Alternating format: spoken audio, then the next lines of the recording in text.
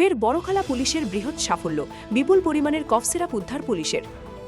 বড়খালার বালাছড়া toll গেটে শনিবার গোপন সূত্রের খবরের ভিত্তিতে কাছাড়ের ডিএসপি রিমাং বড়োয়ার নেতৃত্বে বড়খালা থানার সাব ইন্সপেক্টর সৌরভ বরদলৈ পুলিশের দলবল নিয়ে অভিযান চালিয়ে একটি চাউল ভর্তি MP09HH 6732 নম্বরের লরিটাকে অবৈধ কফ সিরাপ বাজেয়াপ্ত করে বড়খালা পুলিশ।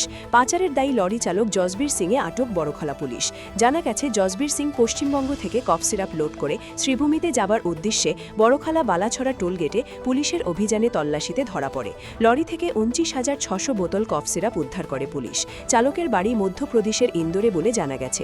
বর্তমান লরি এবং চালক বড়খালা পুলিশ হেফাজতে রয়েছে। পুলিশ তদন্ত অব্যাহত রেখেছে। বড়খালা থেকে সুলতান আহমেদ বড়লস্করের প্রতিবেদন, ঈশান বাংলা নিউজ, শিলচর।